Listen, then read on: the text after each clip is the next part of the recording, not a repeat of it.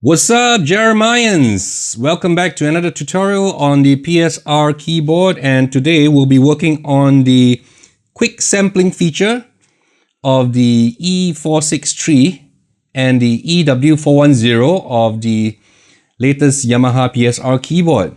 The difference between the sampling feature of the E463 and the EW410 is basically the E463 has 5 sampling zones, whereas the EW410, being a longer 76 key keyboard, has 7 sampling zones, but they pretty much work around the same. So let's have a look.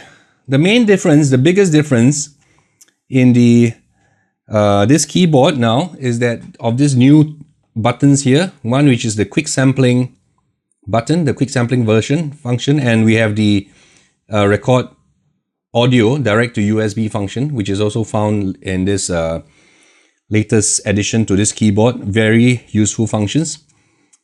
There are actually already default samples which Yamaha has loaded from the factory.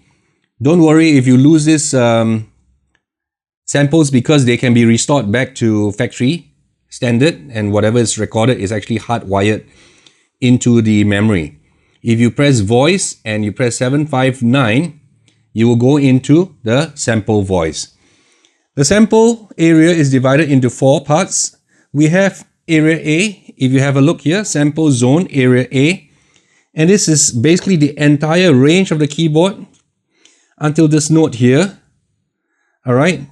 Whatever samples you assign to these keys will actually move in pitch, which means that it will actually go like A, B, C, D in your pitch and then move along with your playing, right? Next, we have sample zones B, C, D, and E. These are not pitched sample zones. So basically, whatever key you record it in, that is how it will sound, right? And what is the difference between the black keys and the white keys? When you record a sample, you can specify if you want the samples to loop or not to loop, right? If you don't want it to loop, Yamaha calls it the one-shot sample. So basically, it plays the samples and it stops. If you bring it onto the loop mode, the sample will keep looping. At the end of the sample, you'll go back to the beginning and keep going on until you turn it off, the sample, by pressing the black key. So how do you trigger a loop sample? You have to press a black key, and you'll keep playing until you press another black key within the same sample zone.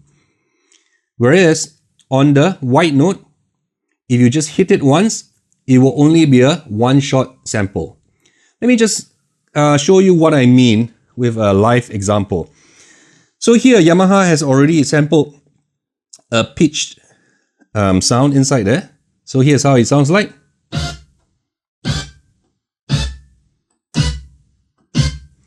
So you can see the pitch changes according to the keys you press. Next, we go to the sample zones B, C, D, and E. These are the zones where the samples will not be pitched. And if you see, if I press the white note here, what's up? What's up? Right, you can see that the minute I release my finger, the samples stop. This is another sample we have here in the sample zone C. So it doesn't loop. But if I press the black key, you see that when I release my finger, it continues to play until I press it again and the samples stop. And the same thing for D, sample zone D. So they all function the same way, right? The black keys are for loop playback if you record it in a loop, right? And if you want a one-shot sample, all you need to do is just press the white key, right? And if you hold it on, it will play the sample for as long as you hold the key. Whereas this will make it loop. But it has been assigned to be non-looping, so that's why this black key is not looping. Same thing for the E.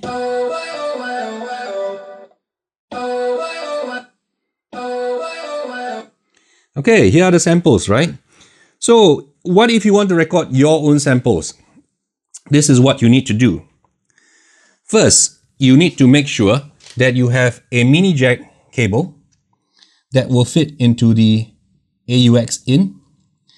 And I've got myself one of these cable, right, on both ends. It's got mini jacks on both ends.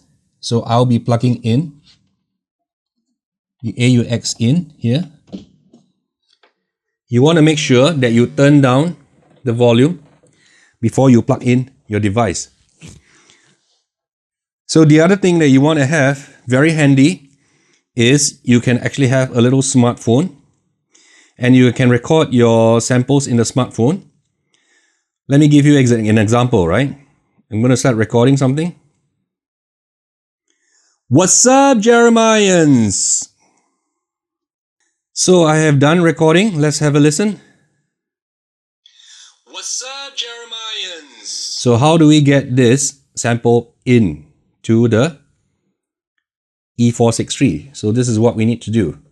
We need to connect it to the output jack, the headphone jack of your device.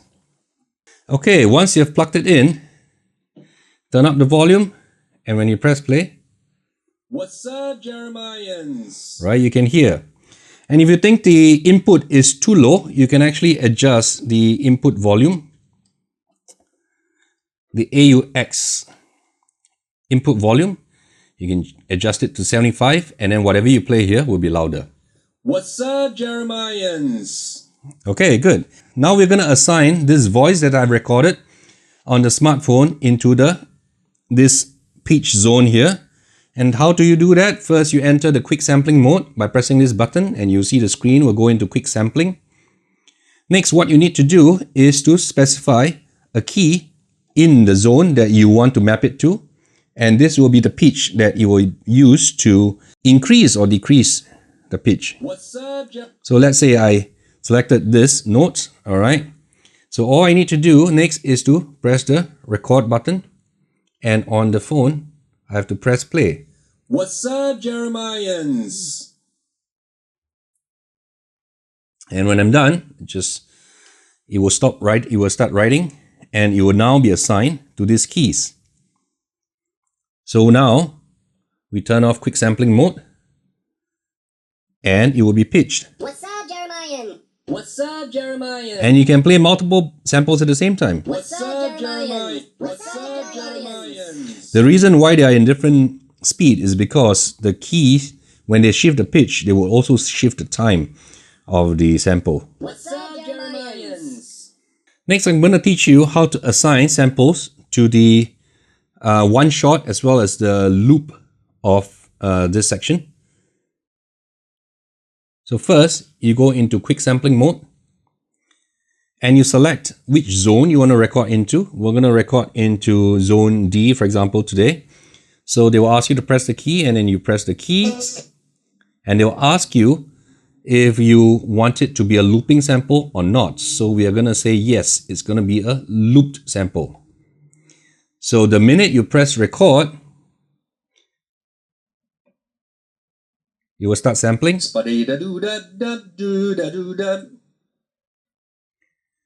And when you're done, it will start to write the sample in, and it should be assigned to your zone D as a loop. So we turn off quick sampling to get out of the quick sampling mode, but we are still in sample voice 759.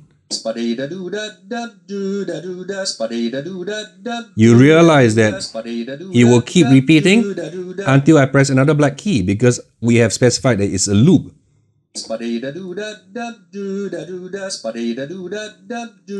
If you don't want it to loop, right, you can also trigger the one shot by using the white key. And then you let go, right? You can also use it as an effect.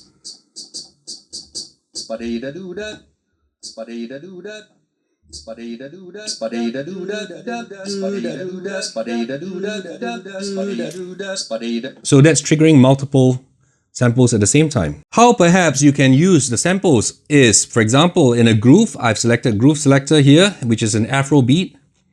Okay, and we've got groove section A. So perhaps before we start the groove, I might have this. What's up, Jeremiah?